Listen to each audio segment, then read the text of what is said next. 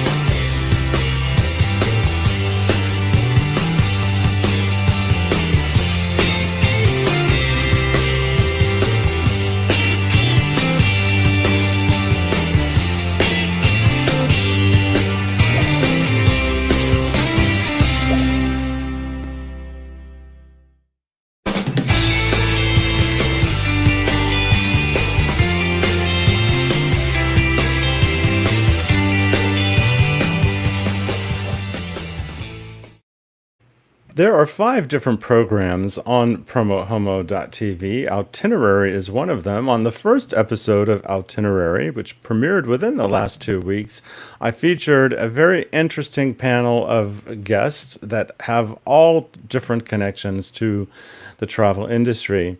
It was a glaring omission on my part not to have include women on that particular episode. It was diverse in other ways. One of the things I want to have in my program is diversity. I want to showcase the intersectionality of humanity and foster equality of all of us. And, there's always underlying core goals that I have in my programming, and definitely showcasing the diversity of humanity is one of them. So with that in mind, I'm glad that the second episode of the show does in fact include some more diversity. Welcome to the show, Audrey. It's so great to see you. There we go. Thanks so much for having me. Well, I appreciate that you're here. Now, are you actually in the city of San Francisco right now? Yeah, I actually live right on the border of Chinatown and Little Italy. I have to say I'm in awe of, would you call yourself a millennial? Oh, absolutely, yeah. I'm in awe of a millennial that managed to afford to live in the city of San Francisco. That's the first thing that's on my mind right now. Yeah, I mean, I definitely have some help. My boyfriend is a software engineer working at a startup, and we got a pretty sweet deal on our apartment, so we lucked out. Okay, fantastic. So you're out as a bisexual. I know this isn't directly related to travel, but how does your boyfriend relate to that particular information? Was it relevant at all as you got to know each other? Initially, no, not at all. I think it probably just came up organically. I don't remember the exact time that came up, but I think his perspective is that I could choose literally anyone I want, and I chose him, so he feels really honored that we're together. That's a great way to look at it. Many of us live in parts of the world and in communities where coming out in many ways is a non issue. For others in the same communities, even, it is an issue because of the various influences in their lives. And as we choose to travel, there are all kinds of other issues that come about. And I know that one of your key skills is to help write copy that engages audiences and potential travelers with customers. But I'm wondering, do you know when someone comes to you for work if they really want to serve the LGBTQ community or if they're looking to simply exploit our dollars? Is there a radar or a process you've developed to kind of ascertain that particular point? I think if someone's contacting me, to me that already shows a genuine attempt to understand the community and try to serve them better. But I also do my own vetting. So if they contact me on a social network, I'll look at who else they're following. Are they following other LGBTQ people or organizations? I'll look at their website and see, does some of their advertising feature LGBTQ couples? There are a lot Sorry, of, just a second. I didn't mean to do that. that's okay. Hit the wrong There, button. there's a lot of just small hints that I can tell pretty quickly because online you can't really hide. So And when did you first develop your own passion for travel? I think it must have been right after I finished college. I love to tell people I skipped my college graduation. I had a flight to Amsterdam that day, and that was way more interesting than sitting out in the heat waiting to get a piece of paper. And where did you graduate? I was at the University of New Hampshire. And when you booked your ticket, did you know that it coincided with your graduation, or was that something you discovered later?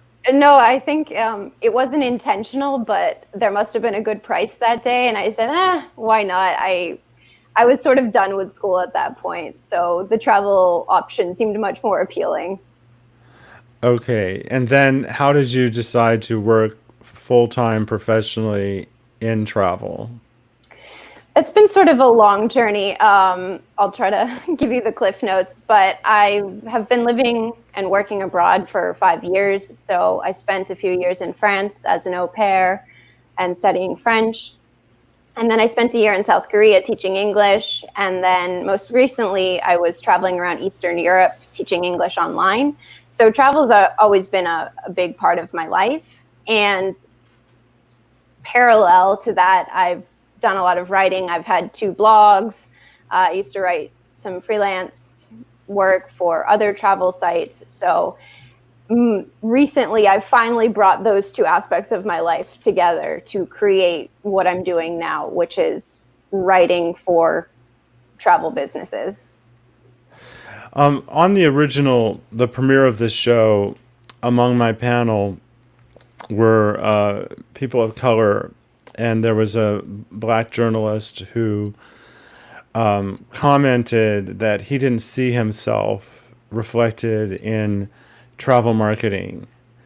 And I had other travel professionals that themselves were not necessarily of color, but are very committed to diversity. And they were talking about this issue as well. And I'm wondering, when you're working with a company, do you have to coach them around the diversity of their messaging, or are they already sort of there? Where do you find your clients are falling along these lines? I think the most important thing to note is my main work is the words. I do advise about marketing materials or the images that they might be using. If I notice something glaring, I would definitely bring it up. But ultimately, I don't think it's my place to tell someone this is the image that you should choose. I could just point it out and say, maybe let's work together to find a better alternative. But I think that the conversation is open now, and people are ready to hear that without getting offended. So when you make your own travel decisions, you're responding to other people's marketing and your own research. What has attracted you or repelled you from pursuing particular travel in your life? Mhm. I think for me, it's a little bit different because I am cisgendered. I am very feminine, and sometimes I'm with a man. So we call that, among bisexuals, we call that straight passing. So a lot of times that's a non-issue for me. There's a lot of countries that I probably wouldn't go to just because I don't agree with their policies, and I don't want to support a country that treats my community in that way. But I think if I were to go there, I wouldn't feel particularly unsafe just because I am bisexual. Um, but yeah, I would say it hasn't influenced me so much, but it's always something that I keep in the back of my mind. That was a great way to answer the question, but more specifically, you're helping people create language to attract them, their customers. What sort of similar messaging around travel have you responded to that's gotten your attention and you thought, oh, I want to go there because of this, this, and this? I think the first thing that we notice is images. So if I see that a company just has a normal image of a same-sex couple, or I've never seen this, but if I ever saw a transgender person shown in marketing, that would immediately attract my attention. And it could be very simple wording, just we accept everyone, we don't discriminate, we just want everyone to have a good time. Something like that is very subtle. It doesn't say gay friendly, LGBT friendly anywhere. It's just a basic message about how we're all humans, and when we go on vacation or when we travel, we just want to have a good time, relax, and enjoy. There have been companies marketing to the LGBTQ plus traveler for decades now. And my involvement has been more intense at times. And I actually lived in Thailand for 5.5 years working as a foreign correspondent. I met a lot of people who were also traveling, and they were using their ability to teach English as a bridge to that travel.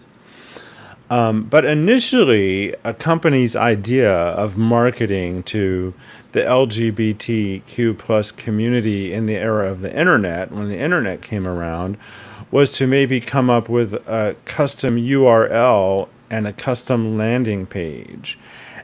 But beyond that, deliver the precise same messaging that they would deliver to everyone else, which really doesn't show much time, energy, effort, and love for the community, but doesn't also serve the potential customer. Of course, we've evolved a long way. So, describe the process that you take with your clients about maximizing their ability to authentically connect with their desired customers. Well, my first piece of advice is if you're not sure, talk to an LGBTQ person. If a company has imaging, for example, and they're not sure if this is inclusive or diverse, ask someone. This is the biggest mistake that I see, is just people aren't sure. So either they put out something that totally misses the mark, or they don't try at all because they're afraid of offending someone. So asking us what we want, how you can best serve our community, it's really simple, but a lot of people just haven't gotten it yet. So, a potential client of yours who wants you to do writing for them, they contact you. What happens next? Describe that whole process in which you engage, communicate, identify goals and objectives, and deliver the final messaging. What is involved in that process, and what do you bring to that process that you think is special and unique? So typically when someone contacts me, we'll first have a discovery call and I can learn more about their business and if they have any particular goals at that particular moment, if it's a marketing campaign or if it's just more of a general outreach. And then I'll put together a proposal. So here are some ways that I think that you could improve, whether that's through more social media marketing, more blogging, what have you. And the customer ultimately gets to decide what work I complete based on budget or time constraints. And we work together to try to have the most, let's say, coherent and cohesive message. I like to do multiple projects for a client at a time because, yeah, I could write a couple blog articles and that's great. That'll improve your rank on Google. But ultimately, it's about a global message. So if we can also do some social media marketing, or if we could do some email marketing, that would be a great way to show people that you're moving into this new market or this new campaign. In the face of COVID, have you had people reach out to you to specifically address new issues in travel around the pandemic? I have not, no, but I'm kind of surprised. Actually, I think a lot of people right now are of the mindset of we want to get back to traveling, or we have this trip at the end of 2020 or 2021, and we want to make sure that we address people's concerns right now with health and hygiene.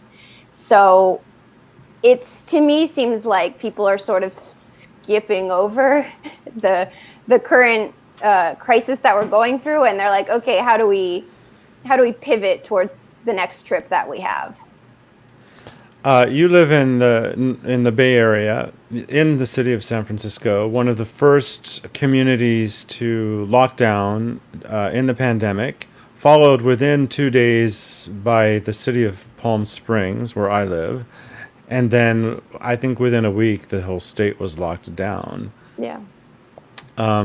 Things are opening back up a little bit. How is life returning to the effort to create a new normal where you're living now? Well, it's really interesting because I think it was last week, Governor Newsom rolled back on a lot of openings. So in the rest of California, I believe hair salons were open, indoor dining at 50% capacity, some gyms as well. But here in San Francisco, none of that was open. So for us here, that rollback really didn't change much. We haven't had hair salons in months. I cut my own hair. I hope nobody can tell. But right now, outdoor dining is pretty big. So businesses and restaurants are allowed to set up makeshift terraces outside. So it sort of has this street fair vibe. And people are being pretty careful, I would say there. People are definitely flocking to parks. So here it's a good atmosphere, but we're seeing cases rise right now, and that's concerning. Yes, I'm in one of the counties that went back into more of a lockdown. I have been able to get a couple haircuts. My stylist was doing an impeccable job of screening. I felt comfortable where I go for a manicure, pedicure. I'm a queen. What can I say? I like to have. And I mask when I do grocery shopping. I'm also in a major tourism city. We've been hard hit by this, but I know that this would be the busiest time of year for the Bay Area in terms of tourism, and one of the huge events that didn't, of course, happen in the real world this year is Pride. How has it been for people that live in the city to see that the tourists aren't there or showing up in different ways? Honestly, for me, it's really hard to tell if there are tourists. I think I've seen a few cars from out of state. And here, I would say people are doing really great with wearing masks. Probably 90% of people are wearing masks when they go out. I guess the tourists are probably the ones who aren't. Um, and I don't think that business owners right now are really differentiating between tourists and locals. All they care about is getting people in the door as much as they can. I haven't spoken to anyone specifically who caters to tourists here. But I can say I've been on Fisherman's Wharf and around Pier 39, and there's some activity, but none of the touristy stuff is open, like the Exploratorium or the Aquarium or Alcatraz. Were you by? Were you in the city when the wharf caught on fire? Were you around that day when there was the big fire on the one of the Uh, piers in the Bay Area? when was it? Gosh, in the last couple of months, I think there was a big fire on a boat at Fisherman's Wharf. Yes, yeah, I do remember hearing about that. So yeah, I've been here since the end of January, so I think I was Okay. probably there. Is there anything that you want us to talk about that we haven't covered?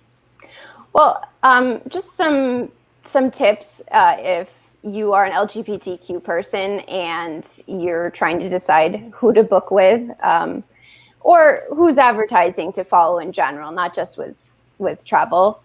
And my biggest tip is look at when these people are marketing. If it's only during Pride Month, you might have to question the company's true intentions. And look at what kind of marketing they're doing. I love rainbows, and I say this all the time. I love rainbows, but ultimately, what is a business saying?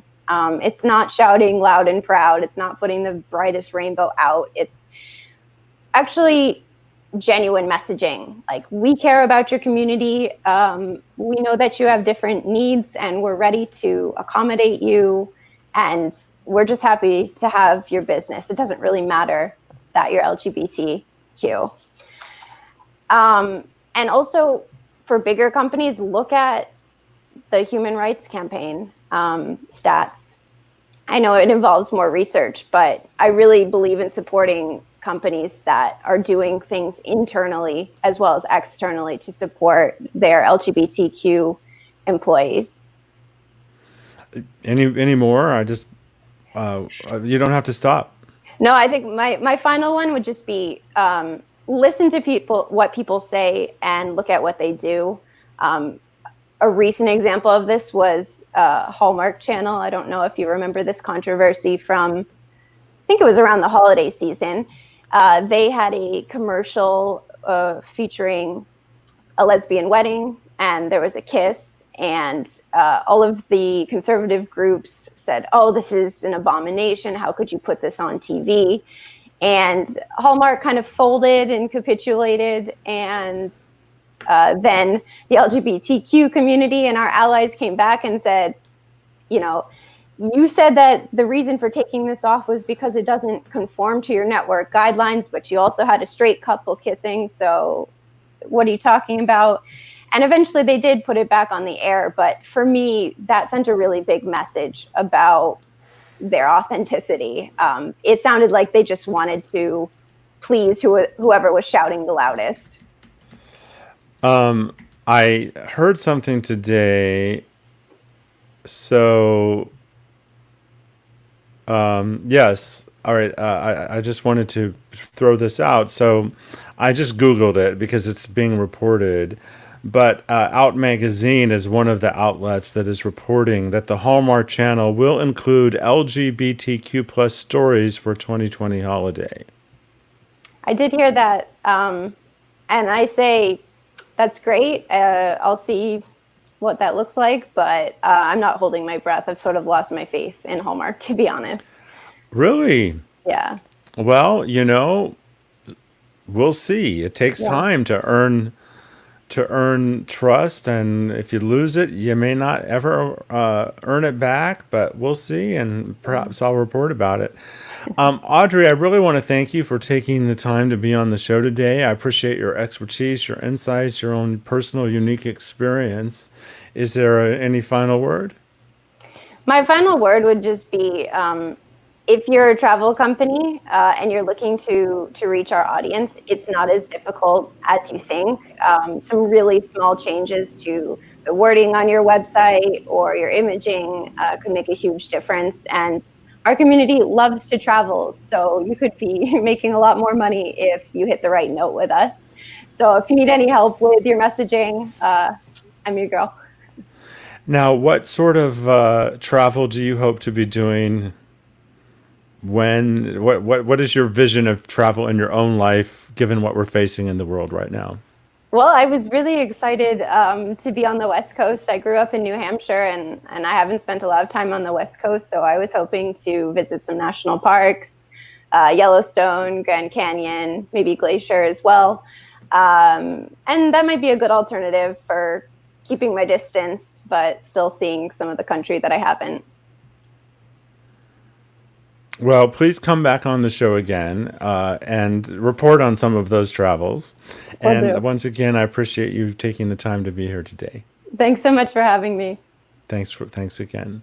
And thank you for watching. As I mentioned, Outinerary is a brand new show. We're spotlighting out in this world travel.